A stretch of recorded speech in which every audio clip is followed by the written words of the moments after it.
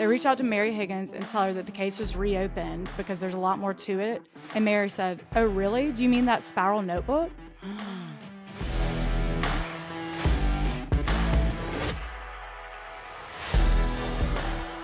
Remember when Rach said 2 birds? What'd you say? 2? Oh, man. Oh, shit. Y'all. Now I'm going to screw it up. Two flews over the cuckoo's nest. Y'all, I already know it's 1. I didn't even catch that. Otherwise, I gladly would have corrected you. And there I was feeling so smart. You're just bringing me down constantly. Well, that was nothing compared to IE versus EG, so don't worry about it. Shit, I forgot about that. I was joking. I was just trying to get on your dumb level.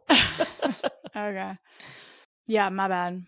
I mean, the second I heard it back, I was like, what? 1 flew over the cuckoo's nest. Whatever. Y'all, if you're looking for accuracy, hit the bricks. Just kidding. Please Just don't. kidding. We're very well researched here. Okay.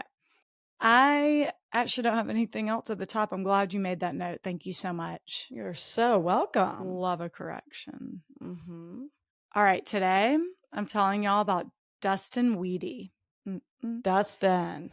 Come I on went on a down. date with a guy named Dustin once. Oh, yeah? How'd it go? Not well. Wait, sorry. Sidebar. No, it was nothing notable. I shouldn't have even mentioned it. Oh, okay. Yeah. Cool. All right. Then neat. Anyway, sources. A book from M. William Phelps called Beautifully Cruel, the San Diego Union Tribune, Sioux City Journal, and a Dateline. It's called Twisted, season 22, episode 66. You know what it was? And Okay. it seems weird because we're on a true crime podcast. He was just such a downer. he was a little dark. And I'm a cynical person, and I love it. Interesting. So I was like, all right. Not your vibe. On a first date, he's like, I don't know, whatever. All right. Well, there it is. Sorry, Dustin. Didn't work out for you and Rebecca. Okay. Tracy Richter was born in May 1966. She grew up in Chicago. Her dad was a cop there, which is dope. She went to college at Northwestern and was an undergrad there when she met a med student named John Pittman, who was studying to become a plastic surgeon. And the two started dating. Tracy and John got married in 1988 and moved to Inglewood, Colorado. They had a son named Bert in 1990, but their marriage was not good. Apparently, John was very controlling. They had terrible fights. He cheated on her. He spent a lot of time out at strip clubs and hanging out with strippers, which was not good for a marriage, as you may guess it. One night, they got in an argument about John having an affair, and Tracy gave him an ultimatum, saying it was her or his mistress, to which he walked out of the room and came back with a gun, saying, here's the only way you're getting out of this marriage. So, abusive and volatile, to say the least. Screw you. Then don't cheat on me. What are we doing? God, what a dick. Well, it's fine because she filed for divorce in 1992 and moved back to Chicago with Bert, their son. Their divorce was finalized in 1996, which is the same year she met Michael Roberts. All right. Michael was a computer security expert from Australia. They met on an online dating site, and only 18 days later, Tracy flew to Australia to meet him in person, and they ended up getting married. Right then and there? Isn't 18 that insane? days? 18 days. So right after they got married, he moved over to the States. They were living in Chicago, and in 1998, they moved to Early, Iowa. They were just sick of city life and wanted something new. Michael started his own computer business in Iowa, and they met a local realtor named Mona Wehde to help him find a house, which they did. It was a nice Victorian-style house in a really sought-after neighborhood. One source said it was one of the nicest houses in town. Michael and Tracy had 2 kids together, a son named Noah and a daughter named Mason. And they ended up becoming cute. I like that for a girl name. I love guys' names for girls. Cute. I know. It's good, right? One of my coworkers' daughter's name's Mason, so that's cute. Yeah. They ended up becoming pretty close to Mona Wehde, the realtor, and her husband, Brett. One day, Mona told Michael that she and Brett were struggling with their 20-year-old son, Dustin. Dustin Wehde had some behavioral issues. He didn't have many friends. He struggled throughout high school. One source said he was mostly in special ed classes, but now he graduated and could not hold down a job. He just seemed to be drifting, and they were worried about him. So Michael offered to sort of take Dustin under his wing and help him get on the right path. He became his mentor and spent a lot of time with him, giving him some work to do around his company, like admin work. They went to church together, things like that. Because Dustin was sort of withdrawn and how some described it socially awkward, Tracy didn't love this arrangement. She didn't love him being at the house so much. She said she felt like he was off. So whenever he was there, she made sure Michael was there too. Ooh. Bad vibes from Tracy. Wow. Sorry, and remind me, Dustin is Mona, the realtor who found them the house. Her and her husband Brett, Tracy and Michael became good friends with. Yeah. Dustin is Mona and Brett's son. Their son. Okay. So they're just a group of friends, and they're like, oh, we're struggling with Dustin. So Michael's like, oh, let me take him under my wing. Yeah. And Tracy's like, well, not when I'm home alone with him. Yeah. Tracy wasn't loving it. Okay.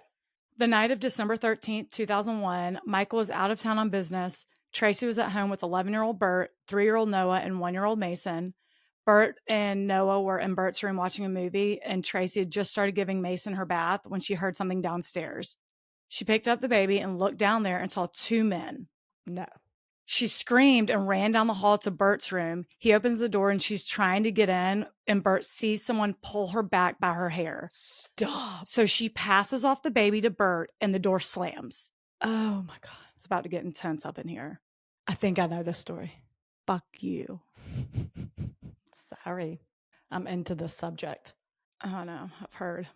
Bert can hear 2 men screaming as well as his mom screaming. It's just chaos. And then Bert hears what sounds like choking. There was a pair of pantyhose drying on the stair banister, and one of the intruders used it to strangle Tracy. Oh my God.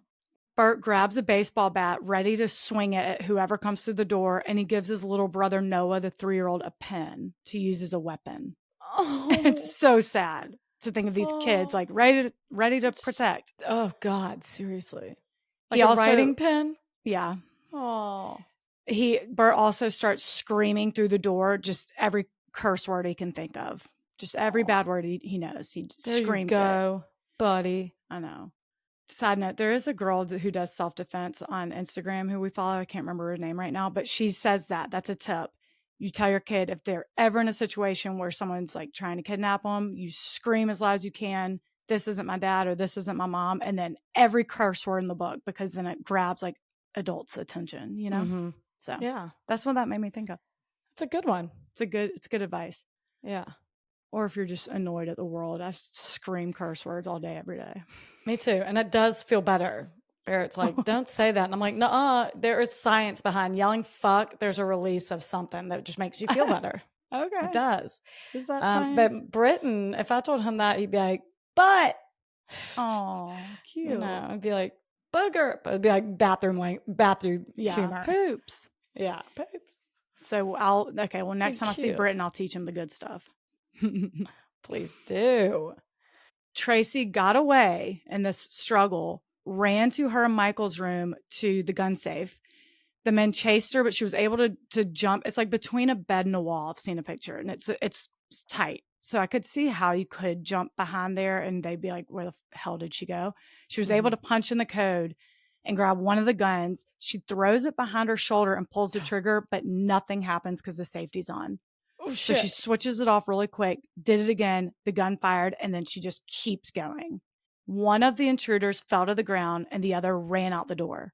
Mm-hmm. As the one guy lay there dead or dying, she ran into Bert's room, and he swung that bat as hard as he could, nearly missing her head. Well, luckily, she dodged it, but he thought it could be an intruder. Which he was ready. He was ready to be the man of the house. I know. He's a sweet boy. Tracy and the 3 kids go out into the hall, petrified, but relieved it's over. And as they're going downstairs to call 911, the man on the floor starts moving. Oh, shit. It was dark, and in the chaos and the smoke from the gun, Tracy couldn't see his face before, but now she could. And the guy on the ground is Dustin Wehde. Mm-hmm. Tracy puts the 3 kids back in Bert's room, still holding the gun. She screams at Dustin not to get up. She fires 1 shot as a warning shot, but he's still moving, trying to stand up. So she shoots him 2 more times. And this did it. He's dead. Oof. Bert calls 911, and all of them are taken in the hospital. Michael rushes back in town and meets him there. Tracy's fine physically, but the marks and bruising on her neck from the pantyhose is gnarly. There's a picture of it. I'll post it. But I want to say I've seen it. Oh, yeah. Yeah. Physically, she's fine, though. I mean, not, otherwise, she's fine. Sure. Police get to the hospital to figure out what happened. She tells them the whole story, and it was really dark, so she didn't have a great description of the second intruder who ran, but they sent out a bulletin and start canvassing the area. As word spread about the shooting in this small Iowa town, Mona Wehde, Dustin's mom. So Mona drove to the Roberts house where she saw Dustin's car parked outside because she knew he was, he's over there kind of a lot. She tried to go in, but police wouldn't let her. So she told him that her son Dustin's car is in the driveway and he's probably inside. And that's when they told her what happened. Oof. He had been shot a total of 9 times. 9? Mona and Dustin's dad, Brett, were devastated. But even so, Mona called Michael that night to tell him that she is so sorry and to tell Tracy that she loves her and didn't blame her at all. Wow. Sad. I know. Oh, God. Tough situation for Mona and Brett. Now the question is, why would Dustin do this and who was the second person? At the hospital, police asked both Tracy and Michael if they knew who would want to hurt Tracy. And that proved to be a loaded question because as it turns out, there are a couple of possibilities. First, Tracy tells them about her first husband, John Pittman, and all their volatile relationship. Even though it's been almost 10 years since their divorce, they were still in a custody battle for Bert. Still. Really? Insane. John, who lived in Virginia at this point, wanted Bert to come live with him, but Tracy was fighting it tooth and nail. And one of the reasons it was taking so long was because there was an ongoing sexual abuse investigation against John. Oh. Apparently not long after their divorce, their son Bert, who was 3 at this point, told Tracy that his dad had touched him. Tracy immediately took him to the doctor, who determined that there were signs of abuse. So the Illinois child abuse investigators started their investigation, and that became a huge part of this very messy custody battle. I was about to be like, you just said Illinois, but this is when they were living in Chicago. I should have pointed that out. They were living in Chicago at that point. He adamantly denied the accusations for years, and during a recent court... Sorry, go on. What? Well, what are you fighting custody for? You're going to lose. If this happened, and sorry, mom writes, you're never going to win. Why are you dragging this on? Oh, I know, because he's denying, he doesn't want that attached to him. He's denying it. No, yeah. He denies it for years. And during a recent court hearing, Michael, her new husband, straight told John that he's willing to spend whatever it takes to fight for custody, and it's going to get very expensive unless he gives up. John gives up. John did not take this warning very well. So he may have decided to forget the family court system and just take care of this himself. Yikes. Right after the attack, a social worker was interviewing Bert, and Bert also thought this was a strong theory, that his dad was behind this. One of the things that made him and everyone else even more sus of John was that he never called to check on Bert after he learned about the home invasion. He was never, they were like, what? You're not checking on your son even? I mean, forget your ex-wife. Your son? The one that you're fighting for. Yeah. What? That is so bizarre. That's bizarre. So that's possible suspect. But maybe he's like, I don't know how to handle this situation. I wouldn't know how to talk to a kid about it, yes, necessarily. But I would ask a professional who does. Call anyone. Call my son. Yeah. That is batshit. He's 10 at this point, Bert? 11. So there's one. Then Michael told them about another possible culprit. And this is a terrifying thought. Oddly, I've heard of this happening. Maybe everyone has, but it's just awful. Apparently 4 years prior to this, when Tracy and Michael were still living in Chicago, Tracy had a dental procedure that required her to be sedated. During the appointment, she woke up and was wearing red high heels that were way too small for her. One of her legs was over the dentist's shoulder and he was masturbating. Stop. I mean, I haven't heard of that happening like it's common, but I've heard horror stories like that. Oh my sweet Jesus. I don't even know. Okay. So I wasn't expecting you to say that. Weird. Obviously. I hope not. Never expect me to say that. That's true. The dentist is a disgusting pervert. Yes. So she obviously freaked out. And since he was caught, he essentially made a deal with her. He drew up a document promising that if she didn't tell anyone or file charges, he'd start counseling and pay her $150,000 in damages. Hush money. She immediately told her husband, Michael, and showed him the document. And Michael was like, no, we're calling the police. Right. She didn't really want to because she was scared out of her mind, but she did file a medical malpractice lawsuit against him. Not a sexual assault? Oh, God. That would be okay. The trial was set to start just 2 days before the attack. Oh, wow. But they were able to settle out of court. So when the trial was supposed to start, she dropped the charges. But he lost his private practice and his license was temporarily suspended. So this is very interesting. So he's probably pissed. Mm-hmm. And she dropped the charges 2 days before this. Temporarily. How many people didn't wake up is my question. We'll get to some answers later. Okay. They questioned both of these guys, again, the dentist and John Pittman. Both deny it, saying they didn't even know Dustin, this kid, whatever. So then they look at her current husband, Michael. Duh. Tracy's good friend, Mary Higgins, really did not like Michael. She said that she often picked Bert up from school and heard stories about how mean he was when Bert didn't do what he was told. One example was when Bert wasn't moving fast enough in the morning to get to school. Michael made him leave without his jacket when it was below 0 outside. And apparently this happened a few times. Bert has had a tragic life. A rough go. He's had a rough go. Michael also once called Bert a baby because he was crying and made him drink out of a bottle, like when he was far too old to be drinking out of the baby bottle. Things like that. Just to humiliate him. Yeah, just fucking with him. Things also got physical, though, when Michael was mad. I'm sure. And suspicions grew of him even more when they found out that police had been called to the Roberts house a couple of times. One of those times was a year before the home invasion when Michael put Tracy's head through a wall. Like it was sheetrock and it actually went through it. There's photos, you can see it. Michael said he was trying to restrain her, but Bert saw it happen and Michael was arrested and spent the night in jail. Another call was made in March 2001 and the cops ended up confiscating 2 of his guns, even though he owned a lot more.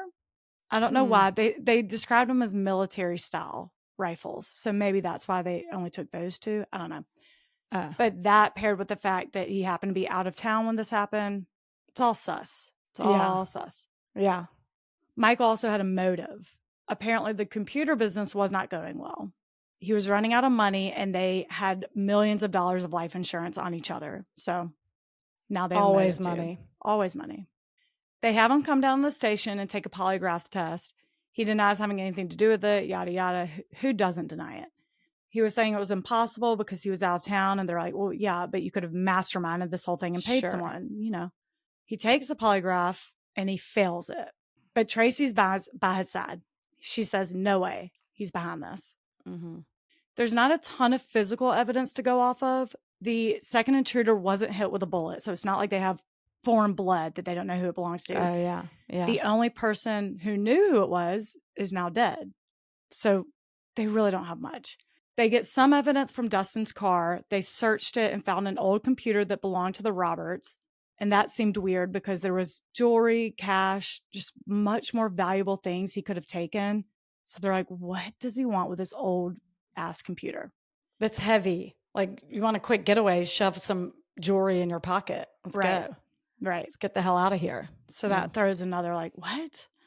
They also found a pink spiral notebook he had written in. He seemed to use it as a journal, and some of his recent entries were exactly what they needed. In it, Dustin describes a strange man who contacted him. He referred to this man as JP, and JP wanted Dustin to keep watch on his ex-wife, Tracy. In one of the entries, Dustin wrote, this is a quote, JP wants me to get/force his ex, TR, to kill her son and then commit suicide. Then it goes on to say that if that plan failed, Dustin was to kill Tracy and Bert himself and just make it appear like a murder-suicide had happened. And JP was paying him for this. Obviously, the JP he's referring to is John Pittman, who he actually does name, full name, in one entry. When they compared the handwriting in the journal to Dustin's handwriting from another notebook that was in his bedroom, it was a match. Same very distinct, very messy handwriting. Dustin's mom, Mona, was shown a small sample of the journal and also confirmed it was without a doubt Dustin's handwriting. but she was given no other details about the journal and what they found, and neither was the public. This was something police were keeping to themselves, and they just kept investigating John. Okay. Another interesting take from the notebook that they found in Dustin's room, not the one from the car, the one they compared the handwriting with. He had written IKILLA space Pittman. Like I kill a Pittman. Yeah. But I kill a is one word. Okay. Like I kill a Pittman. So they're like, oh shit. They keep the heat on John, but they still can't find hard evidence of the murder for hire. They didn't know if maybe this was actually Dustin's attempt to frame someone else. Maybe Michael set him up to frame this nuisance ex-husband. They're exploring everything. Yeah. A year goes by with no real movement on the case, so Tracy and Michael go on the Montel Williams show to try to get more traction. Wow. It had gotten national attention at this point, so Montel Williams invited them on. And that was a big deal back then. Yeah. Big time. So they go and tell the story. Nothing really comes from it. Also, this is really sad. Also, a year after the home invasion on Thanksgiving 2002, Dustin's dad, Brett, went to Dustin's gravesite and took his own life. No. He left a note saying that he had cried every single day since December 13th, 2001. Isn't that awful? Oh, God. And Mona, oh, God. They had gotten divorced by this point. This just like destroyed their family. And Dustin had 2 sisters too. It's sad. Oh, it's God. really sad. Very, very sad. The case ended up going cold. The investigators said the crime scene matched exactly what Tracy said, but they could not gather enough evidence as to who the second person was. And there's just nothing to arrest anyone, even with that journal. In 2004, Tracy and Michael got divorced. And soon after, Tracy and the kids moved to Omaha. As with a lot of divorces involving kids, there was a custody battle. It also got kind of messy. In 2008, 7 years after the home invasion, a new investigator named Trent Valletta was asked to look into cold cases and was assigned to Tracy's case. So it was reopened, and he spent years looking at crime scene photos, reading transcripts from old interrogations, developing his own theories. In 2011, 10 years after the attack, Sac County got a new, which is where this took place. That's where Early is. Sac County got a new prosecutor named Ben Smith. Trent Valletta went to Ben on his second day as prosecutor. Wow. And asked him to look at the case and go over his new findings. They together reach out to Tracy's good friend, Mary Higgins, to tell her that they've reopened it. They're looking into new possibilities. And I guess Mary was kind of surprised, like, oh, really? Weird. And Ben explained to her that, yeah, they just think there's a lot more to it that they need to look into. And Mary responded, do you mean that notebook? Oh, the one they had told no one about? Yep. He said, excuse me? And she told them that Tracy told her about the notebook, the pink spiral notebook found in the car. Remember, nobody knew about the notebook, so they are shocked. Soon after the attack, Tracy told Mary that they found a notebook in the car, and she was certain that her ex-husband, John, was about to be arrested. Mary didn't know that this was like top secret. This confirmed Trent and Ben's suspicions, and in the summer of 2011, Tracy was still living in Omaha, newly engaged to someone else. She was driving down the road, and a cop pulls her over and arrests her for the murder of Dustin Wehde. Yep, this is the one I knew about, but I didn't know the damning evidence was a notebook. Yes. But they compared. Okay, you just tell me about it. Okay. Here's everything they learned through the new investigation and what led them to believe this was no self-defense. This was murder. First, they sat down with John Pittman again, and he had a very different take on he and Tracy's marriage and why it fell apart. He said that she was the abusive one. She was the one who would wave a gun around during fights and even shot up at the ceiling once. And she was having affairs and hanging out with strippers. He even had proof because back then he hired a PI to catch her, and he learned that she essentially had a double life. He even gave Trent the pictures that the PI took of her. She was like hanging out with this whole crowd that he didn't know about, having affairs. Are you just now telling me this, or did he tell them? Hopefully he told them this way back when. That's what I would think. I don't know why. Tell the court that. Tell I don't know why the old investigators didn't have that information, or maybe they were like, that's neither here nor there. Just because she was a shitty wife doesn't mean she was a murderer. Like, I don't know. It's very strange. Yeah, but even like the custody battle, everything. Like, no, everything you're accusing me of, I have proof that you did, whatever. Well, that does come up because he gave Trent those pictures. He also again denied the sexual assault allegations from Tracy and Burt and shared documents from the Illinois child abuse investigators who exonerated him back in 1996, saying that they think the doctor was wrong. The doctor who said, I see signs of it. There was no evidence of abuse. So they said, no. I hope that's the case. Tracy then tried to refile the charges against him in early 2001, but it was immediately dismissed by a judge. So John filed a lawsuit against her, claiming that she was just trying to mess with his visitation rights. So that's like why the custody just kept going on and on and on. God. John also pointed out that right when they first got divorced, Burt lived with him when he moved to Virginia before moving back with his mom. So he was like, why would Tracy send him to live with an abuser's house if she really thought that was going on? Right. There's no evidence of it. And again, I don't know why or they maybe just took her word for it because to them, the evidence did match her story and it was self-defense. And Burt was 11. He wasn't a 2-year-old. He saw it and validated it. So that's what gets me. I'm not so on the fence. Okay. Yeah. Yeah. Totally. With you. Then they look back. Oh my God. Oh shit. To die. Oh. Then Please tell me the dentist story's bullshit. Here we go. Oh, then they look back to the Chicago dentist. I have his name. I'm not saying it. No. If it's not true, don't. Ooh.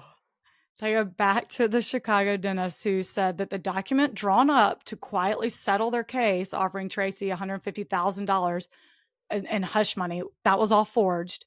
He never wrote that. He never confessed to it because it never happened. She was extorting him. Thank God. He was cleared pretty quickly, but the Sioux City Journal recapped a deposition he gave back in 2000 regarding the medical mal lawsuit. And what really happened between them is batshit. According to his deposition, again, Tracy still says this is not true, but I'm going to tell you what he says happened. He and Tracy met in the late 90s when Tracy worked for a radiologist in the hospital where his dental practice was. Mm-hmm. They realized that Tracy and the dentist's sister went to the same all-girls private high school in Chicago, and he went to the boys, the brother school or whatever. So they had that commonality. Mm-hmm. She started working in his office, and they became a little romantic. They went on dates. He did perform one dental procedure on her without incident. Then one night, he was in his office, and she walked in all dressed up and told him that she had a fantasy of having sex in a dentist chair while high on laughing gas. He said, let's do it. So after they took laughing gas, he let Tracy inject him with what he thinks was the sedation medication called Versed. Oh my God. The last thing he remembers was Tracy carrying a box of medical supplies with a napkin, seemingly to not get fingerprints on it. While he saw her do this, but he was like damn near unconscious. He couldn't move. Yeah. He woke up at 4 a.m. in his dentist chair with an intravenous tube sticking out of his arm, and she was gone. The next day, he found the contract written on his office letterhead saying he'd pay her $150,000 in hush money, and it had his signature. This was in his mailbox. Oh, shit. When he refused to pay the $150,000 is when she sued him for medical malpractice. The settlement they reached 2 days before Dustin's murder was only $6,000. Oh my God. It is batshit. And I believe, I don't know if she had him sign it while he was in that state. I believe she told him days earlier, like she was planning this clearly, that she needed his signature to copy documents so his assistant could like sign off on things or something weird. So he just gave it to her, like, sure, why not? And I guess maybe the assistant was like, what? I don't need that. Something like that. So, or she got him that fucked up and was like, here, I don't know. But that's what he said under oath. So I don't know. I'm not going to say his name. I think his life was pretty, his career took a big hit after this. Sure. Nonsense. But isn't that batshit story? That is batshit. How do you even think of that? That is diabolical. Diabolical. Right? So back to the reopened investigation into Dustin's death and them building their theory against Tracy. So they learn all that. And they're like, I think we're going to clear this Dennis. Poor guy. This guy has been through enough. They talked to her now ex-husband Michael again.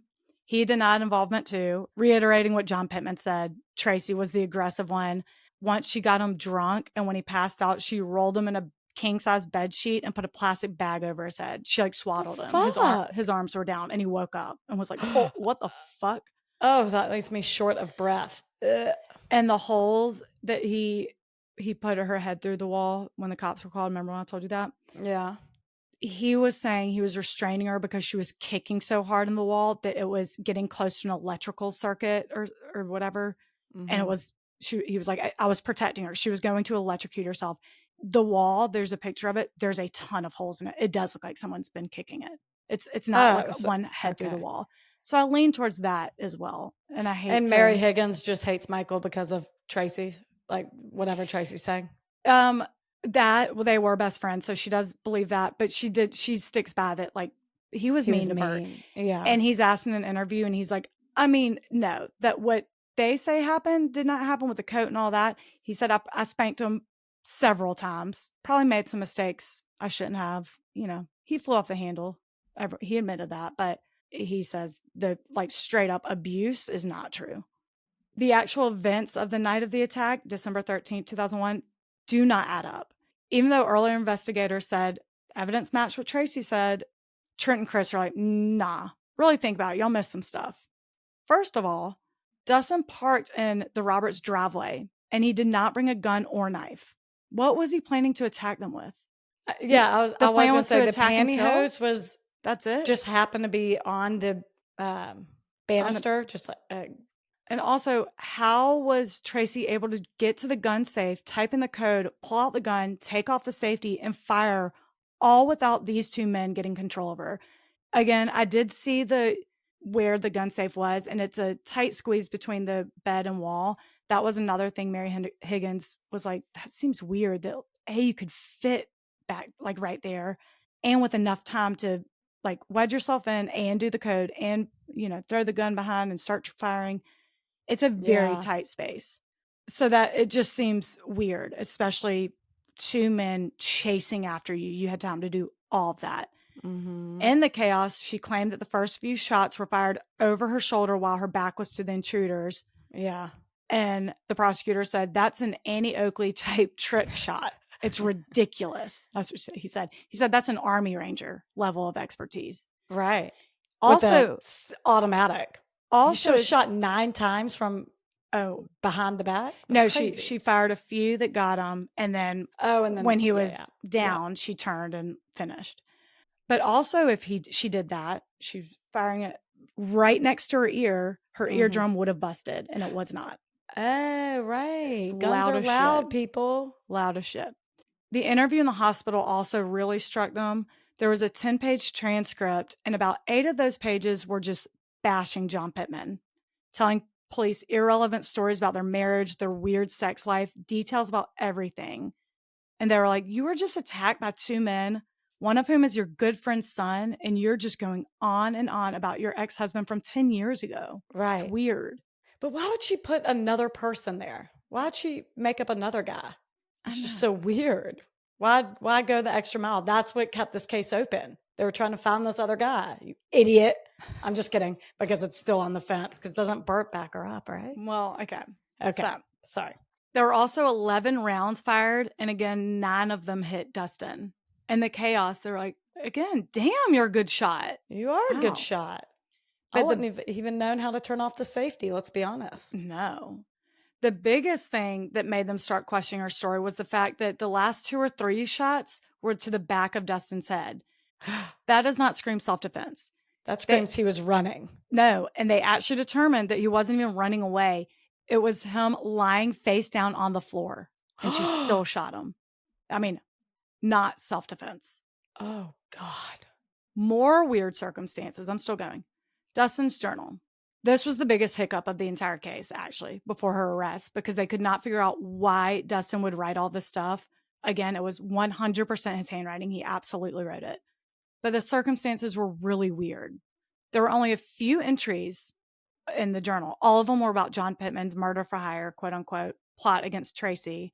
It clearly was not like a personal journal. There was nothing about him, school, girls, parents, nothing about his life. It was just about this. It also had very personal details about John and his family that no one would have known except for Tracy. Like initially he wanted to be a psychologist, but his family didn't approve, which is, I'm like, why would you not approve of that? So he ditched number one. And why are you telling your hitman this? Right. So he ditched that plan and became a plastic surgeon. Why?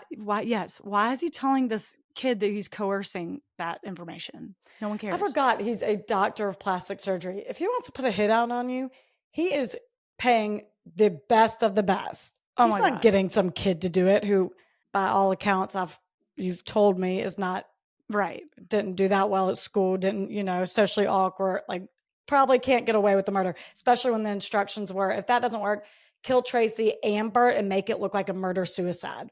Like, whoa, you're really putting a lot of, this is a lot of pressure for this little guy. Yeah. The little guy. No. I don't even know why I said little guy, but Yeah. This that's kid, essentially. He's what, 20? 20.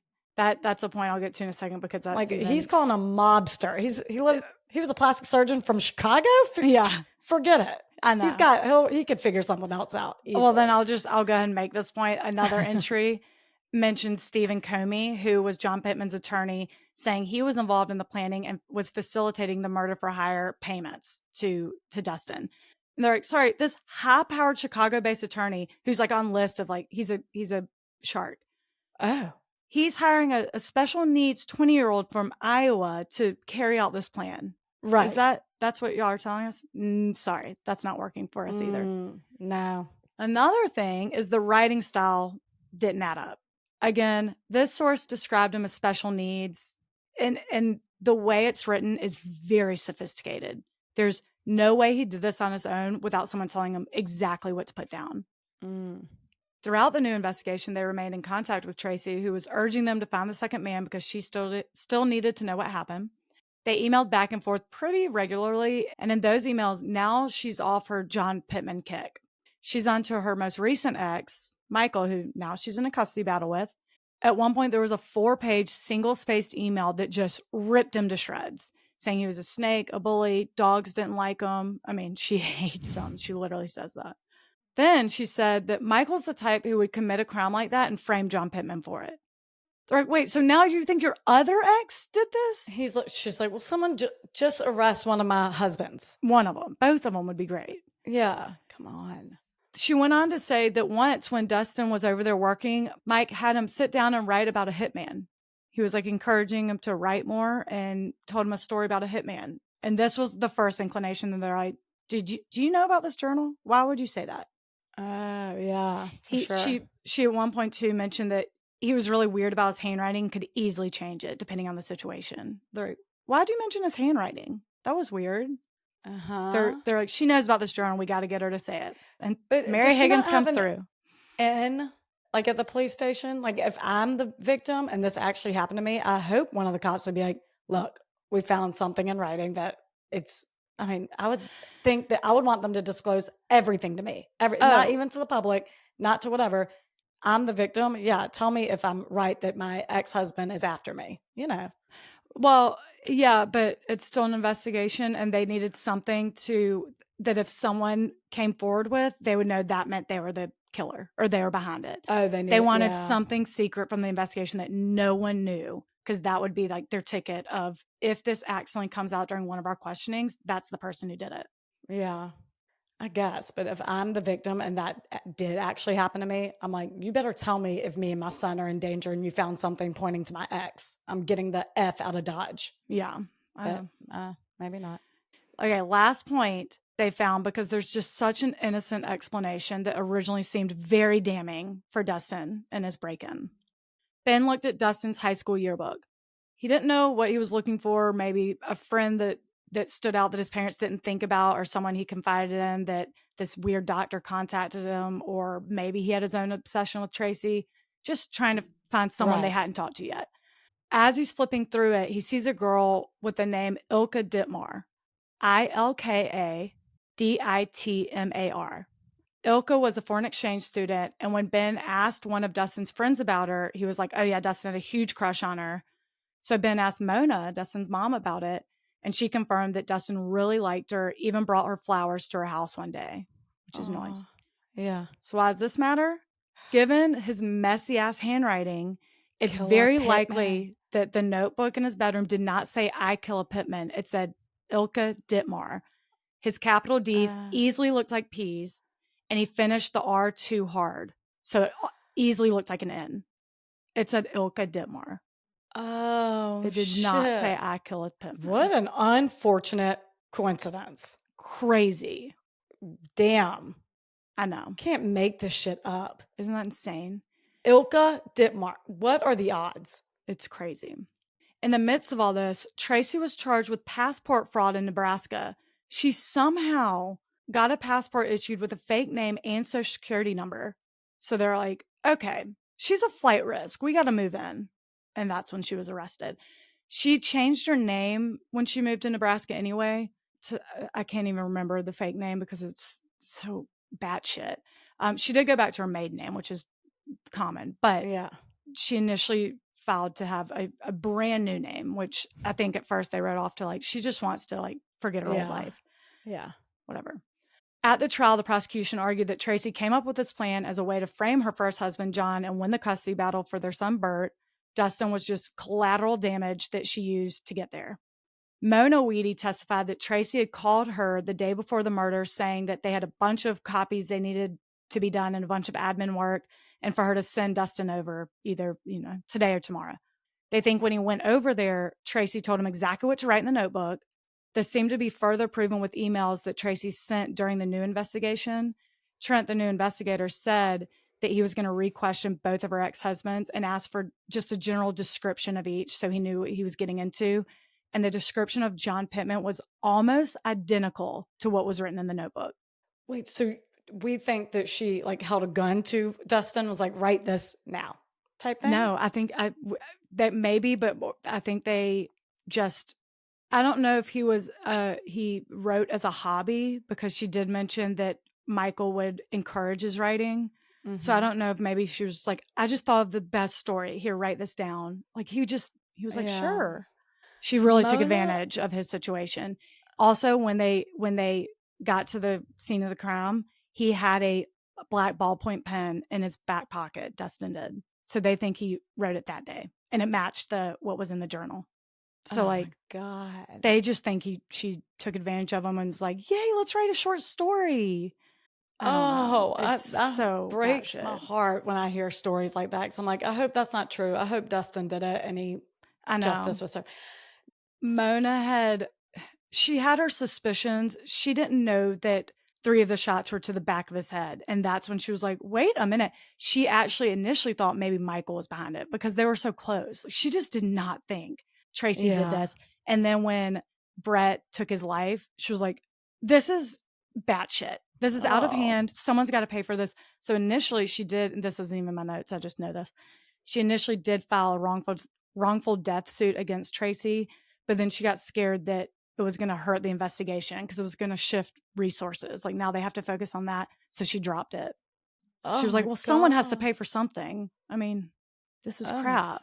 So that's sad. Yeah. Well, who is paying for it? Tell me about this trial. I'll tell you. Okay. So Mary testified that one night after the attack, she was over there visiting and Bert came in and confronted his mom, who's freaking out, very frustrated, saying, why did you go back up there and shoot him again? You didn't have to kill him. And Mary was like, excuse me? Wait. Mary Higgins was there? No, like days later. She was visiting months, weeks later. Not way after the attack, but not long after the attack, just after, checking in. Ooh, whoa. You didn't coach your son well enough. Well, so now at the trial, Bert, who was 21 years old at this point, testified that what Mary said is not true. He did not confront his mom like that. He said everything Tracy said happened. He said he saw Dustin and Dustin was extremely angry and violent. He even told Bert to go to his room because his mother was dead and he's going to be next. I know. I do remember. Yeah. Bert backs his mom, which that's the only part that I'm like, really? How? I know. I don't know how I need a child psychologist or social worker to be like, no, it can. I mean, I'm sure you can reframe a child's memory because 11 is old. I know.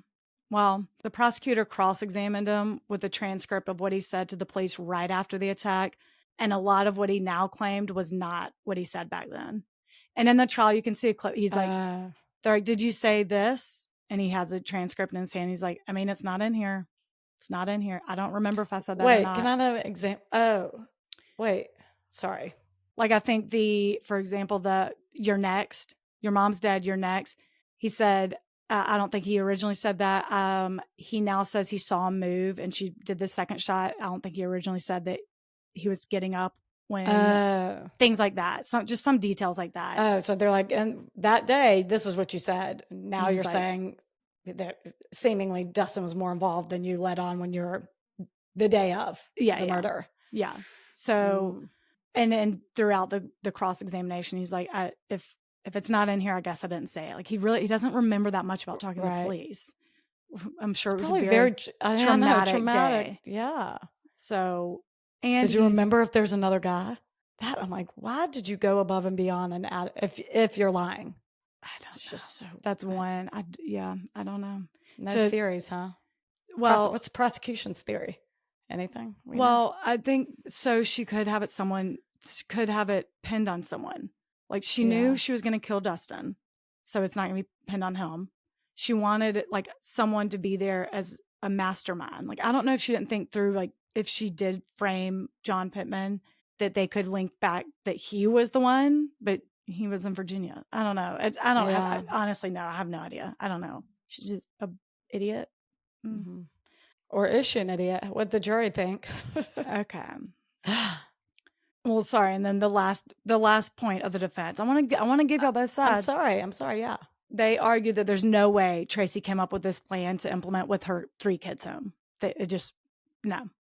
And then they also question why Mary didn't bring that up before, the confronting Tracy saying, why'd you go back upstairs to kill him? And then the thing about the notebook. But that, I'm like, she didn't know that was a secret. That's just.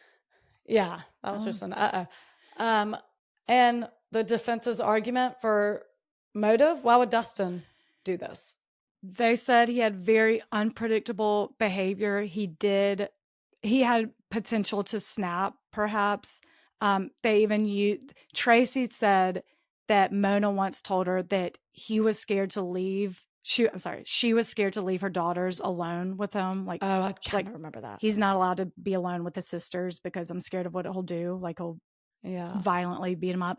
Mona says she never said that. She never left any of her kids alone. Like they were young. Oh yeah. Okay. So she denies he was getting paid. She said he was not violent. He did, he had some behavioral issues. I think he dabbled in drugs before, but it was not. She said no. But the defense argument was not enough because the jury found her guilty and she was sentenced to life in prison. She still maintains her innocence, saying that she thinks Michael set this whole thing up to frame her first husband, John. Still says that. Whoa. Bert still sticks by her. Still. Oh, Bert, tragic life. I say still. I hope it's not been all tragic. Sorry, Bert. Poor thing, though. I know. I feel bad for him. I say still sticks by her. That was as of the trial when he was 21. Now he's 35 at least, 34. I'm sure. I think he's kept it very quiet since then. I kind of tried to search, but I didn't find anything. I feel bad for him. I don't know. I lean towards she's guilty, but I think he just, his little brain, he remembers exactly what he was told to remember, if that's the case. I don't know. It just seems weird. I want to read those transcripts from that day. I know. God. Well, there's clips of the trial online. Mm-hmm. Michael got custody of the other 2 kids, and they lived in California, but now I think they eventually moved back to Australia. Mm-hmm. I don't know. Also, kind of down low. Yeah. But that's this crazy story of Dustin Wehde, Tracey Roberts. I think Dustin Wheaty's the victim. Yeah. It's sad. I know. Yeah. I know. Is your only holdup that Bert? Yeah, I think so. Because I remember. There's just too much weird shit around it. The passport thing, where are you going? Why do you need a passport with a wrong name. Right. I don't know. Right. She seems, there's too much against her. Too much against her. And that is confirmed, like the doctor. Does she still stick by that story that the doctor sexually assaulted her? She adamantly denied his deposition. I don't know if she says, no, my leg was over your shoulder. But she said, that's not true. I didn't extort him. I didn't come in with that, dressed up saying I wanted to have sex on laughing gas or whatever. But Yeah, I think for the most part, yeah, she's like, no, he did it. Who knows? I definitely don't think anyone's hiring Dustin to be a hitman. That I know. He would have to do it on his own volition. And I can't come up with a motive as to why you would do that. I mean, I know he snaps and whatever, but yeah, I don't know. Crazy. Yeah, I'm leaning a little towards guilty. Poor Bert and Dustin and the and Wheaties. Dustin. Gosh, just Mona. This ruined a lot of lives. Sure. Whoever's responsible ruined some lives. Right. Patrons, Crystal, Lena, Georgia, Hannah, Carrie, and Wade. Thanks for joining. Custom shout out from Tamar. I hope I'm saying that right. I would love to promote my fashion styling service. I recently moved from Houston to LA and I'm growing my network here. I do closet organizing, shopping, product sourcing, you name it. Nice. I know, isn't that cool? The closet organizing has been the most popular and it's been really moving to have people tell me that it's changed their lives. You can see my closet transformations on my Instagram at Shoe Diet, SHOEDIET. Y'all get it. I don't know why you did this. Why did you didn't? We know how to spell. Y'all got it. Shoe Diet. Where I know I have raved about your pod. Oh, thanks. Oh, thank you. I would love to connect with other people that support your podcast and offer a free consultation and 2 hours free closet organization to anyone in the Los Angeles area. Anyone can reach me at my Instagram or on my website. Tamar Mendelsohn. I will spell this. So it's tamarmendelsohn.com. TamarMendelsohn. Got it. .com. Also, she wants to schedule People Are the Worst listener meetup in LA. Oh my God. Can we come? I know. She was like, a Murderino meetup. But what are y'all calling y'all's fans? I was like, probably nothing. But I love that. Can we come? Can it be at Sir? It needs to be at Sir. It will be at Sir. Because we like to mix our two loves. Talking true crime while under the purple lights at Sir, drinking champagne with a maraschino cherry at the bottom. Oh, gross. Andre, probably. Andre. I love that. A. B. The closet thing's going so well because organizing your closet sucks.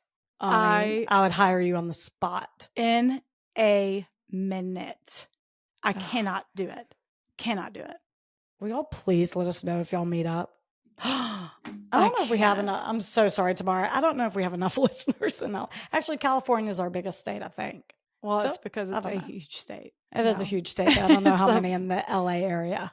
We could figure it out. Y'all reach out to her. Y'all go meet up and then send a pic. Oh my God. Can we come? Let us know when. Out there. And good for you for moving out there and making it happen. Pursuing your dreams. Good for you. It's ballsy and it's respected. That's what it is. By yours truly.